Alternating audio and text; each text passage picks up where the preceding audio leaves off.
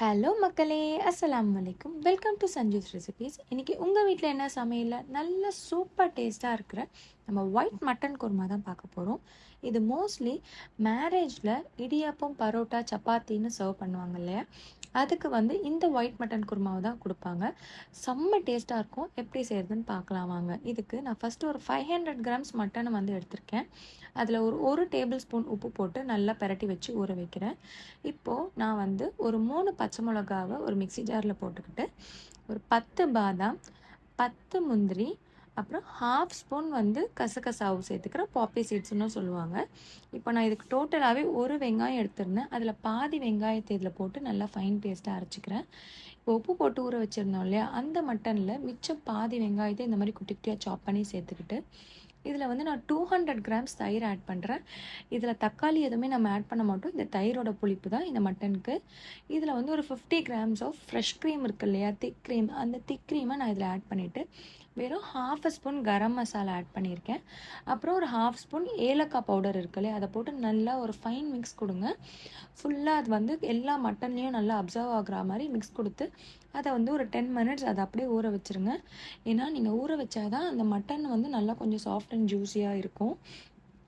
இப்போது நான் இந்த மாதிரி நல்லா பிரட்டி விட்டு ஊற வைக்கிறேன். இப்போ ஒரு பேனில் எண்ணெய் தேவையான அளவு நல்லா ஊற்றிக்கோங்க தாராளமாக. அதுக்கப்புறம் 1 டேபிள் ஸ்பூன் கோகோனட் ஆயில் எடுத்துக்கோங்க. இதில் நம்ம தேங்காய் அரைச்சி ஊற்றலை, ஸோ அதனால் கோகனட் ஆயில் நான் மட்டனுக்கு ஆட் பண்ணியிருக்கேன்.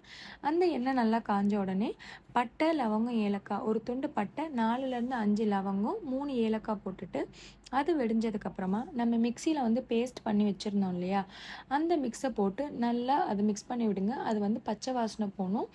ஃப்ளேம் கொஞ்சம் அந்த எண்ணெய்லாம் அதில் அப்சர்வ் ஆனதுக்கப்புறம் லோ ஃப்ளேம் வச்சுருங்க. அது ஓரளவுக்கு பச்சை வாசனை போனதுக்கப்புறம் இஞ்சி பூண்டு போட்டுக்கோங்க. இஞ்சி பூண்டு நான் 2 டேபிள் ஸ்பூன் எடுத்திருக்கேன். 500 கிராம்ஸ் மட்டனுக்கு 2 டேபிள் ஸ்பூன் ஆஃப் இஞ்சி பூண்டு எடுத்து நல்லா அதையும் நல்லா இந்த மாதிரி மிக்ஸ் பண்ணி இது விடுங்க. அதுக்கப்புறம் இதில் நான் ஒரு 1/2 ஸ்பூன் உப்பு போடுறேன். ஏன்னா நான் மட்டனுக்கு மட்டும்தான் அதில் உப்பு ஆட் பண்ணியிருந்தேன், கிரேவிக்கு நான் ஆட் பண்ணல. ஸோ நான் இப்போ இதில் கிரேவிக்கு மட்டும் தனியாக உப்பு ஆட் பண்ணி நல்லா அடி பிடிக்காமல் கிண்டுங்க. ஃப்ளேமை கம்மியில் ஸ்லோவில் வச்சுருங்க. கிண்டி சும்மா மூடி போட்டு ஒரு 2 மினிட்ஸ் இல்லை 3 மினிட்ஸ் இந்த மாதிரி பண்ணிங்கன்னா அதில் என்டையர் பச்சை வாசனை அந்த அரைச்சிருந்தோம் இல்லையா அதுலேருந்து போயிடும். ப்ளஸ் பாதாம், முந்திரி நல்லா குக் ஆகிடும். இப்போ நம்ம ஊற வச்சுருந்தோம் இல்லையா, அந்த மிக்ஸ்சரை இதில் போட்டு நல்லா பரட்டி விடுங்க. நான் மிக்சியில் இருந்து எடுத்தேன் இல்லையா, அந்த மிக்சியிலேயே தண்ணி ஊற்றி 1 கப்பு தண்ணியை நான் ஆல்ரெடி செப்பரேட்டாக எடுத்து வச்சுட்டேன். ஸோ ஃபஸ்ட்டு இந்த மசாலா கூட மட்டன் நல்லா மிக்ஸ் ஆகணும். அந்த அளவுக்கு பரட்டி விட்டுட்டு இப்போ என்ன பண்ணுங்கள், 1 கப்பு தண்ணி, அதுக்கு மேலே ஊற்றாதீங்க. 1 கப்பு தண்ணி ஊற்றிட்டு திருப்பி நல்லா ஒரு மிக்ஸ் கொடுங்க. ஏன்னா நீங்கள் இதில் ஓவராக தண்ணி ஊற்றுனீங்கன்னா குக்கர் விசில் அடிக்கும் போது தண்ணி அதிகமாக இருந்துச்சுன்னா உங்களுக்கு நீங்கள் அரைச்ச மசாலா எல்லாமே வெளியில் வந்துடும். ஸோ டேஸ்ட் உங்களுக்கு மசாலா பாதி வெளியே போயிடுச்சுன்னா நல்லா இருக்காது. ஸோ இந்த கன்சிஸ்டன்சியில் இருக்கும்போது கொஞ்சமாக கோரியண்டர் லீவ்ஸ் போட்டு குக்கரை விசில் விட்டுருங்க. லோ ஃப்ளேமில் ஒரு 5 விசில் வரட்டும். லோ ஃப்ளேமில் வைங்க. ஏன்னா லோ ஃப்ளேமில் வச்சிங்கன்னா தான் கறி நல்லா ஜூஸியாக குக் ஆகும்.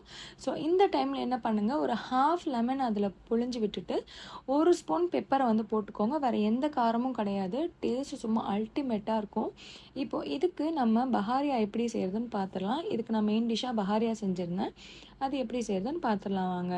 அதுக்கு நான் ஒரு ஆனியனை அதே மாதிரி கட் பண்ணி வச்சு சேர்த்துக்கிட்டேன். இதில் ஒரு கையளவு கொத்தமல்லி, ஒரு 4லேருந்து 5 முந்திரி, ஒரு 1/2 ஸ்பூன் கசகசா போட்டு ஃபைன் பேஸ்ட்டாக அரைச்சிக்கோங்க. அதே மாதிரி ஒரு பேனில் ஆயில் ஊற்றிட்டு ஒரு துண்டு பட்டை, 4லேருந்து 5 லவங்கம், ஒரு 2 ஏலக்காய் போட்டு அது நல்லா வெடிஞ்சதுக்கப்புறமா நம்ம அரைச்சி வச்சுருந்தோம் இல்லையா, அந்த பேஸ்ட்டை இதில் ஆட் பண்ணிக்கோங்க.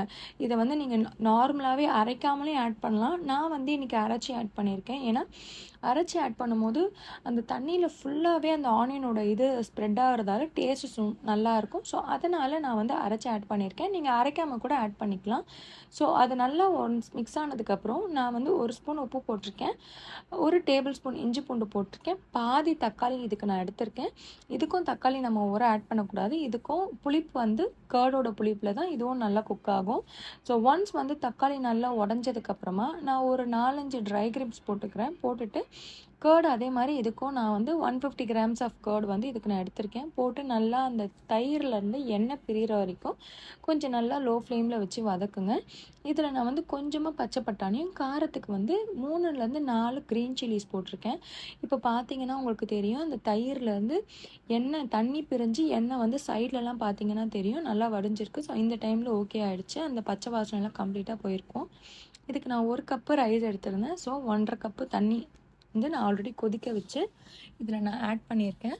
ஸோ உப்பு வந்து பார்த்துக்கிட்டு எனக்கு அப்போ தேவைப்பட்டுச்சு, அதனால் கொஞ்சம் ஆட் பண்ணிக்கிட்டு நல்லா கொதிக்கும் போது 1 கப்பு ரைஸை வந்து நான் இதில் போட்டு இதை வந்து நான் நல்லா குக் பண்ணுறேன். இந்த மாதிரி கிண்டி விட்டுடுங்க. ஸோ இந்த டைமில் வரும்போது எனக்கு ஆல்மோஸ்ட் இந்த டைமில் தம் விடுற டைமு. ஸோ நான் இந்த டைமில் லெமன் ஜூஸ் ஆட் பண்ணிவிட்டு ஒரு மிக்ஸ் கொடுத்துட்டு ஒரு 10 to 15 மினிட்ஸை வந்து நல்லா லோ ஃப்ளேமில் தம்மில் விட்டு குக் பண்ணுங்கள். நல்லா சூப்பராக இருக்கும், செம்ம டேஸ்ட்டாக இருக்கும். அந்த ஒயிட் மட்டன் குருமாக்கும் இதை பஹாரியானோ சொல்லலாம், இல்லை புலாவ்னோ சொல்லலாம். இதுக்கு ரெண்டுத்துக்குமே காம்பினேஷன் சும்மா அல்டிமேட்டாக இருக்கும். நீங்கள் கண்டிப்பாக ட்ரை பண்ணி பாருங்கள், டேஸ்ட் வேறு லெவலில் இருக்கும். என் வீடியோ பிடிச்சிருந்துச்சுன்னா என் வீடியோவை லைக் பண்ணுங்கள். உங்கள் ஃப்ரெண்ட்ஸ் அண்ட் ஃபேமிலிக்கு என் வீடியோவை ஷேர் பண்ணி மறக்காமல் என் சேனலை சப்ஸ்கிரைப் பண்ணி பக்கத்தில் இருக்க பெல் பட்டனை கிளிக் பண்ணுங்கள். வீடியோவோட என்டையர் ரெசிபியோட டீட்டெயில்ஸ் நான் பின்னாடி கொடுத்துருக்கேன். ஸோ மட்டன் கிரேவிக்கு தனியாக கொடுத்துருக்கேன், பஹாரியாக்கு தனியாக கொடுத்துருக்கேன். ரெண்டுத்தையுமே ஸ்க்ரீன்ஷாட் எடுத்துக்கோங்க. கண்டிப்பாக ட்ரை பண்ணி பார்த்துட்டு எனக்கு டேஸ்ட் எப்படி இருந்துச்சுன்னு கமெண்ட்டில் சொல்லுங்கள். தேங்க்ஸ் ஃபார் வாட்சிங் மக்களே. பாய். அஸ்ஸலாமு அலைக்கும்.